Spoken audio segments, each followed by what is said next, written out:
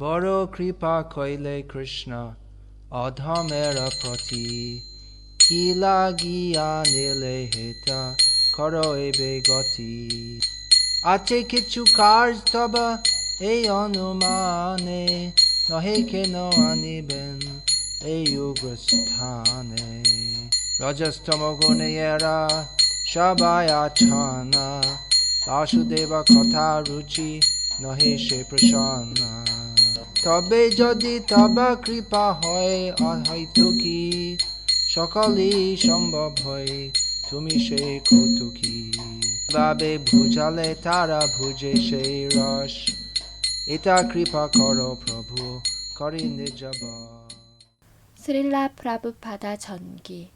프라부파다. 당신의 행복을 항상 빌어주는 사람. 제2장. 씨앗을 뿌리다. 박티베단타 스와미의 새 동네는 바우어리 지역만큼 오래되고 낡지는 않았지만 평범하다고도 할 수 없었다. 가게 맞은편 오른쪽에는 칙칙하고 침울한 일련의 묘비들이 와이츠너와 페이퍼 메모리얼 진열장 유리창의 희미한 불빛에 비쳐 빛나고 있었다. 와이츠너 브라더즈의 북쪽으로는 샘의 간이 식당이 있었고 샘의 식당 옆에는 AIR이라고 적힌 오래된 4층 건물이 있었고 그 다음에는 벤 J 호로비츠 추모비 이번엔 더 많은 비석들이 있었으며 마지막으로 슈와츠 장례식장이 있었다. 43번이 적힌 다음 블록에는 낡은 무명 차양이 길가로 튀어나와 있는데 프로벤자노 란짜 장례식장이었다. 그 옆에는 코스모스 소화물이라는 수입상이 있었고 시 외곽으로 몇 구역 떨어진 곳에는 유명한 동쪽 마을 극장의 흑백 간판이 걸려 있었다.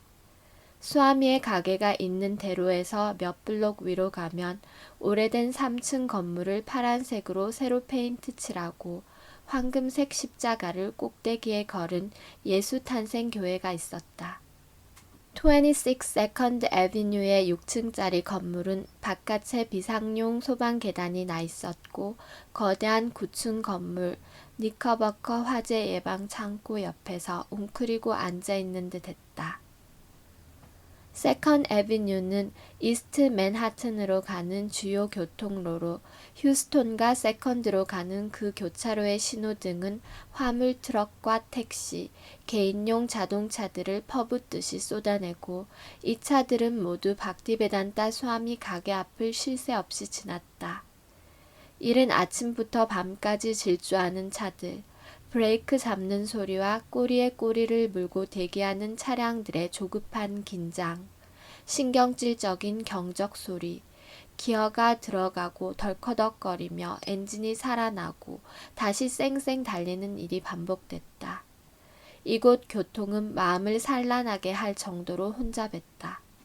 26 세컨드 애비뉴에는 사실 2개의 점포가 있었는데 북쪽 점포는 빨래방이고 남쪽 점포는 선물 가게였지만 당시 비어 있었다.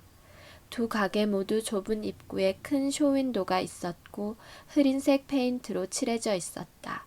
비할 데 없는 선물, 매출리스 기프트란 간판 아래는 180cm 크기의 네모 반듯한 창이 나 있었고 몇 주 전까지만 하더라도 1930, 1940년대의 유명 영화 배우들 사진으로 장식된 성냥갑들이 전시되어 있었다. 비길 데 없는 선물이란 간판만이 향수를 불러일으키는 이 선물 가게의 유일한 기념품이었다. 가게 창문 아래로는 보도와 접하는 한 쌍의 철문이 있었고 그 뒤로는 지하실과 보일러실로 이어지는 돌계단이 숨어 있었다. 폭이 넓은 보도는 지난 과거의 다른 때를 상기시키는 서로 다른 모양과 크기의 보도 블록들이 깔려 있었고 어떤 조각들은 갈라지고 움푹 들어가 금과 움푹 꺼진 사이사이에는 반짝거리는 유리 파편과 미세한 먼지가 끼어 있었다. 도로변 한 구석에는 광택이 없는 검정색 소화전이 서 있었다. 두 가게의 중간에 26번지 출입구가 위치했다. 문을 열면 현관의 우편함과 군의 전화가 있었고 이를 지나면 복도 계단과 뒷마당으로 이어지는 잠긴 문이 있었다. 선물 가게 유리창 왼쪽에 난 출입문에는 짙은 나무틀로 된 판유리가 붙어 있었다. 문 뒤에 이어진 길고 좁은 점포 안은 당시 완전히 비어 있었다. 현관문을 향해 오른쪽에는 의자 높이에 맞는 쇼윈도 단상이 있었다. 횡댕그렁하고 우중충한 방 맨 끝에는 철장으로 된 낡은 판유리가 있었고 뒷마당으로 통했다. 왼쪽 창문 왼쪽으로 작은 싱크대가 놓여 있었고 그 옆에는 아주 작은 화장실도 붙어 있었다. 가게 안 왼쪽 벽으로 난 문은 복도와 연결되어 있었고 뒷마당으로 가는 통로였다. 뒷마당 바닥은 기하학 무늬의 콘크리트 조각들로 포장되어 있었고 관목과 키 큰 나무들로 둘러싸여 있었다. 거기에는 피크닉 테이블과 시멘트 수반이 있었고 나뭇가지에는 새집이 달려 있었으며 뒷마당 중앙에는 2개의 관목 정원이 있었다. 뒷마당은 높은 벽으로 남북을 이었고 앞뒤로는 주택 건물과 붙어 있었다. 듬성듬성 보이는 하늘은 그야말로 안식을 제공했다. 건물 2층에 위치한 박티베단타 수아미의 아파트는 26 Second Avenue 건물 뒷마당을 굽어보고 있었는데 이제 그곳에서 수아미는 일상생활과 번역 일을 하고 예배를 올리게 되었다. 바월이 친구들의 도움으로 새 집을 단장하고 안착했다. 뒷마당을 사무실로 하고 벽에는 코끼리 문양의 얇은 쿠션을 세워놓았고 그 쿠션 맞은편에는 철제 여행용 가방을 책상 대용으로 놓았다. 그 책상 위에는 타자기를 놓고 책과 종이를 양켠에 두었다. 여기가 이제 수아미의 작업실이 되었다. 그의 원고들은 사프론 천으로 감겨 있었고 스리맛 바가바탐 재고와 몇 안 되는 그의 소지품은 책상 맞은편 벽장에 보관하였다. 그가 앉은 머리 윗벽에는 크리시나의 그림, 유년 시절의 크리시나가 소를 뒷배경으로 하며 피리를 불고 있고 발 아래에는 작은 언덕처럼 묘사된 지구가 그려져 있다. 이 크리시나 그림이 담긴 인도 달력이 걸려 있었다. 동쪽 벽으로는 창문이 2개 나 있었는데 그 창으로 아침 햇살이 들어와 소방 비상구를 지나 방바닥에 비쳤다. 옆방에는 박티베단타 수아미의 재단이 된 고급 커피 테이블을 제외하고는 아무것도 없었다. 이 재단 위에 차이타냐 마하프라부와 그 동반자들의 그림 액자를 올려놓았고 벽에는 네팔을 한 비시누와 천상의 뱀 아난타 셰샤의 그림이 담긴 인도 달력을 걸었다.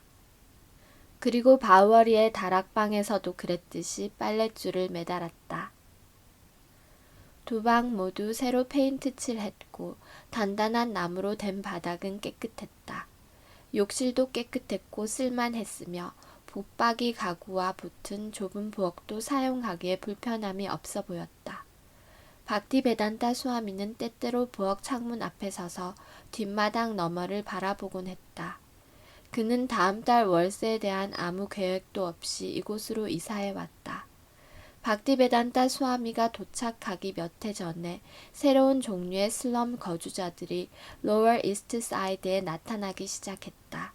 이 현상에 대해 여러 사회학적, 문화적인 분석이 있었지만 결국 왜 이들이 철새들이 급습하는 것처럼 혹은 동물들이 본능적으로 이동하는 것처럼 갑자기 이 지역에 나타났다가 몇 년 뒤에는 모두 사라졌는지는 설명할 수 없었다. 처음 정착한 사람들의 대부분이 젊은 예술가와 음악가, 지성인들 또는 프라부파다의 바워리 시절 때 강의를 듣던 청중과 비슷한 부류였다. 그 다음에는 젊은 중산층 낙오자들이 왔다. 인근의 그리니치 빌리지보다 집 구하기가 더 쉽고 월세도 쌌기 때문에 모두들 로어 이스트 사이드로 몰려들었다. 이 중 많은 사람은 심지어 살 곳을 찾지도 않고 와서는 주택가 골목에 텐트를 치고 생활하기도 했다.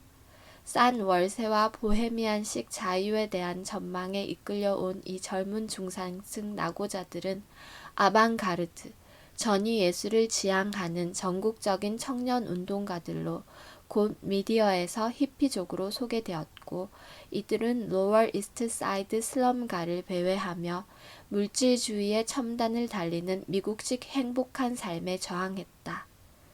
마치 본능적인 욕구에 반응하듯 가출 10대 청소년들은 나이든 히피족에 합류했고, 그들을 뒤쫓아 경찰들과 상담가들, 그리고 사회복지과 직원들과 유스 호스텔, 마약 상담 센터도 더불어 생겼다. 세인트 마크 플레이스에는 새 히피족에 영합한 돈벌이 마약 복용 관련 물품을 파는 가게인 헤드숍들과 포스터 가게, 레코드점, 아트 갤러리, 담배에서부터 히피 옷, 환각적인 조명 등 없는 게 없는 서점 등이 등장했다. 로월 이스트 사이드를 향한 히피 여정은 앞선 이민자들이 그러했듯이 여기가 바로 그들이 있어야 할 곳이란 확신에 찬 이주였다. 앞선 시대의 유럽 이민자들에게 뉴욕강은 부와 기회의 땅으로 들어가는 관문이었고, 바로 그 꿈을 품고 맨하탄의 높은 빌딩과 자유의 여신상을 바라보았다. 이제 1966년에 이르러 미국 젊은이들은 그들만의 고유한 희망을 갖고 뉴욕시로 모여들었고, 새로이 발견된 신비의 땅에 희망을 걸고 로월 이스트 사이드 빈민가로 향했다. 한쪽에는 히피족이, 다른 쪽에는 푸에르토리코인, 폴란드인, 우크라이나인 혹은 다른 이주자들이 살고 있어 쉽지 않은 공존이었다. 이미 정착한 소수 민족들은 빈민가에 와서 살 필요가 없는데도 기어코 들어와서 사는 새 유민들에게 분노를 표했다. 사실 젊은 유민들 대다수는 몇 세대를 거친 힘겨운 삶을 통해 미국 중산층으로 자리 잡은 이민자들의 후손이었다. 로월 이스트 사이드의 젊은 유민들은 비록 동기는 달랐지만 푸에르토리코인들이나 폴란드인, 우크라이나인들이 이민해온 이유와 마찬가지로 이주가 절실했다. 히피족들은 부모 세대의 편협한 물질주의와 미국 중산층들의 목표, 즉 TV와 광고를 통해 표현되는 덧없는 목표와 비정상적인 행복에서 탈피하고자 했다. 그들은 부모와 교사, 성직자, 정치가, 그리고 대중매체의 환멸을 느꼈고, 베트남에 대한 미국의 정책에도 불만이 많았으며, 미국을 잔혹하고 이기적이며 착취하는 거인으로 간주하고, 지금 개혁하지 않으면 멸망할 운명이라고 외치는 급진적 정치 이념에 매료되었다.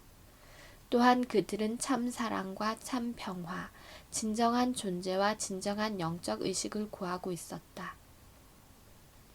박티베단타 스와미가 26 세컨드 애비뉴에 도착한 그해 여름, 60년대 위대한 첫 반항아들은 이미 로월 이스트 사이드에 진입해 있었다.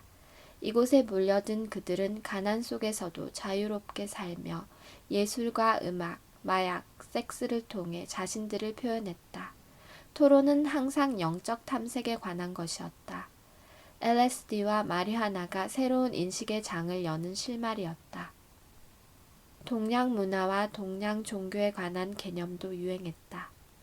마약과 요가, 형제 또는 그저 자유만으로 어쨌든 깨달음을 얻을 수 있었다. 누구나 열린 마음으로 자신의 경험이나 마약에 힘입은 의식 또는 다양한 독서에서 취사 선택한 것을 활용해 자신만의 고유하고도 장대한 철학을 발전시키는 게 목적이었다. 만약 자신들의 삶이 목적 없이 느껴지면 적어도 상업 제품에 자기 영혼을 팔아야 하는 의미 없는 게임에서 스스로 떨어져 나가줬다는 사실만으로도 이 썩은 체제를 뒷받침하지 않은 것이라며 위안 삼았다.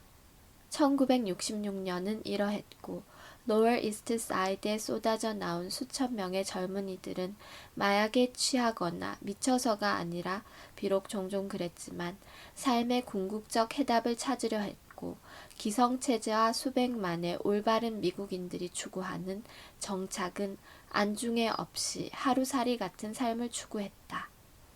번영한 미국 땅에 불만을 품은 젊은이들이 이렇게도 많다는 사실에 박티베단타 스와미는 놀랐다. 물론 이것은 미국의 상징 같은 물질적 풍요로움이 사람들을 행복하게 하지 못한다는 증거이기도 했다. 박티베단타 스와미는 주변의 불행을 사회적, 정치적, 경제적, 문화적 이유 때문이라고 보지 않았다. 빈민구역 상황이나 젊은이들의 반란이 가장 중요한 현실은 아니었다. 이것들은 단지 전반적인 불행의 징후에 불과했고 이에 대한 유일한 치유책은 크리시나 의식이다. 스와미는 모든 사람의 고통에 동감했고 총체적 해결책을 간파했다. 박티베단타 스와미는 로얼 이스트 사이드에 오기 전까지 미국의 청년 운동에 대해 연구한 것은 아니었다. 그는 많은 청년이 모여드는 이곳으로 오겠다는 특별한 계획을 세운 것도 아니었다. 콜카타에서의 10개월 동안 상황에 의해 혹은 그가 이해하기로는 크리시나의 의지로 여기저기 옮겨 다녀야 했다. 영적 스승의 명을 받고 미국으로 왔고 크리시나의 의지로 로월 이스트 사이드에 오게 되었다. 그의 임무는 바우어리와 주택가 혹은 인도에서나 다름이 없었다. 스승의 명을 마음 깊이 새기고 영원한 지식, 베다의 정신을 집중하고 있었기 때문에 흔들림이 없었다. 미국 문화 기류의 변화로 현재 젊은이들에게 이런 현상이 생긴 것이라면 이들은 베다를 더 쉽게 수용할 것이고 그것은 환영할 만한 일이었다. 이 또한 크리시나의 의지일 것이다. 실제로 깔리 천년의 불길한 영향으로 역사상 이 시기는 히피족 유무와 상관없이 영적 배양을 하기에 최악의 시기였다. 또한 박티베단타 스와미는 앞선 영적 지도자들보다 더 이질적인 땅에 베다 문화를 이식하려고 노력하고 있기 때문에 더욱 힘이 들 것이다. 따라서 스와미는 자기 임무가 매우 어려울 것이라 예측했었다. 하지만 전체적으로 좋지 않은 이 시기에 때마침 박티베단타 스와미가 로얼 이스트 사이드에 도착하기 얼마 전 미국 젊은이들 사이에서 현재 삶에 만족하지 않는 기운이 흘러넘쳤고 깔리우가 풍토에 대한 반항심이 사회 전반에 걸쳐 확대되어 그들을 로얼 이스트 사이드로 배회하게 했다. 그리고 일상적인 삶을 초월한 무언가와 새로운 대안, 영적 완성을 구하기 위한 움직임이 일고 있었다. 틀에 박힌 물질주의적 삶에서 탈피해 뉴욕의 로얼 이스트 사이드에 모여든 이 젊은이들은 우연히 혹은 운명적으로 박티베단타 스와미의 가게에서 끼르탄을 하고 영적 지도를 받는 회중이 되었다. 박티베단타 스와미의 도착은 알려지지 않았고 이웃들은 어떤 새로운 사람이 빨래방 옆 선물 가게에 들어왔다고만 생각했다. 유리창에는 이상한 그림이 붙어 있었지만 아무도 그게 뭔지조차 몰랐다. 바가밧 기타가 무엇인지도 몰랐고 몇몇은 그저 아마 요가 관련 서점이겠지 하고 생각했다. 이웃에 있던 푸에르토리카인들은 하비 코엔이 그린 차이타냐 마하프라부와 그 동반자들의 노래하고 춤추는 그림을 창문을 통해 분명히 봤을 텐데도 무표정하게 그냥 지나쳐 버리곤 했다. 옆 가게인 모빌 주유소 매니저 역시 누가 새로 들어왔는지엔 관심조차 없었다. 달라질 게 아무것도 없었기 때문이다. 맞은편의 비석 가게와 장의사 역시 신경 쓰지 않았다. 셀 수 없이 지나가는 수많은 승용차와 트럭 운전자들에게도 스와미의 거주지는 존재하지 않았다. 그러나 그 주변 젊은이들은 유리창에 걸린 그림에 호기심을 가지고 창문 근처로 올라와 작은 종이에 적힌 글을 읽었다. 그들 중 몇몇은 바가밧 기타에 대해서도 알고 있었는데 비록 차이타냐 마하프라부와 춤추고 있는 차이타냐의 동반자들 그림은 여기에 어울리지 않는다고 생각했지만 말이다. 몇몇은 스와미 박티베단타의 수업에 참석해 그게 어떤 장면인지 알아보자고 생각했을지도 모른다. 7월 어느 아침에 호월드 윌러는 모트 스트리트에 있는 자기 아파트에서 5번가에 있는 친구의 조용한 아파트로 가서 마음의 평화를 얻고자 서둘러 그곳을 향하고 있었다. 그는 모트 스트리트에서 휴스톤을 향해 걸어갔고 오른쪽으로 돌아 쌩쌩 지나가는 차들과 어슬렁거리는 불황자들을 뒤로하고 바우어리를 가로질러 동쪽으로 걸어 세컨 애비뉴를 향했다. 호워드. 바우어리를 지나서 세컨 애비뉴 바로 앞에서 고개를 높이 세우고 손에는 염주 주머니를 들고 경쾌하게 보도를 걷고 있는 수아미를 봤어요. 아주 친숙한 어떤 영화에 나오는 유명 배우처럼 수아미가 내 눈에 확 들어왔어요. 그는 나이를 먹지 않은 신선처럼 보였어요. 사프론 색상의 전통적인 산야시 옷을 입고 끝이 뾰족한 특이한 모양의 흰색 신발을 신고 있었는데 휴스턴 쪽을 향해 내려오는 수아미는 알라딘 램프에서 확 튀어나온 지니 같아 보였어요. 26살의 호워드는 키가 크고 머리칼은 길고 검었으며 턱수염이 덥수룩한 큰 체구의 남자였고 검은색 안경테를 하고 있었다. 그는 오하이오 주립대학교의 영어 강사였는데 진정한 구루를 찾으려고 인도 여행을 갔다가 막 돌아온 직후였다. 박티베단타 수아미도 호워드를 알아차리고 둘은 동시에 가던 걸음을 멈췄다. 호워드는 막 머리에 떠오른 질문 하나를 바로 했다. 인도에서 오셨어요? 박티베단타 수아미는 미소를 지으며 대답했다. 그렇소. 당신은? 호워드. 나는 인도 출신은 아니지만 인도 여행에서 이제 막 돌아왔다고 말씀드렸어요. 그리고 당신의 나라와 힌두 철학에 아주 관심이 많다고도 말씀드렸어요. 수아미는 콜카타에서 오셨고 뉴욕에서 거의 10개월간 머물고 있다고 하셨어요. 수아미의 눈은 생기 있고 초롱초롱했고 아이처럼 진심 어린 성품이란 걸 느낄 수 있었어요. 미친 듯 소음을 내며 휴스톤 거리를 지나가는 트럭들 앞에 서서 그는 침착하고 평안한 분위기를 발산하고 있었는데 그것은 우리 둘을 둘러싼 거대한 대도시가 만들어내는 무질서와 혼란을 초월하는 결코 흔들리지 않는 무언가였어요. 호워드는 그날 결국 친구 집에 가지 않았다. 자기 아파트로 돌아와 룸메이트인 키스와 윌리에게 그가 아는 모든 그루들에게서 뿜어져 나오는 그들만의 설명 불가능한 분위기에 대해 설명했다. 또한 자기와 수아미가 어떻게 서서 이야기를 나눴는지, 세컨 애베뉴에 가까운 수아미의 거처에 대해서 그가 어떻게 말했는지, 그리고 그곳에서 어떤 수업이 있는지에 관해 이야기해 주었다. 호워드. 전 수아미와 모퉁이를 지나 함께 걸었어요. 수아미는 1번가와 모빌 주유소 옆에 있는 2번가 사이에 있는 작은 점포 하나를 가리켰어요. 그 가게는 한동안 호기심의 대상이었고 누군가가 유리창에 비할 데 없는 선물이라고 페인트로 써놨었어요. 그 당시에는 그 단어가 얼마나 예언적인 단어인지 이해할 수 없었어요. 여기는 좋은 동네인가요? 하고 수아미는 물으셨고 전 그런 것 같아요 라고 대답했어요.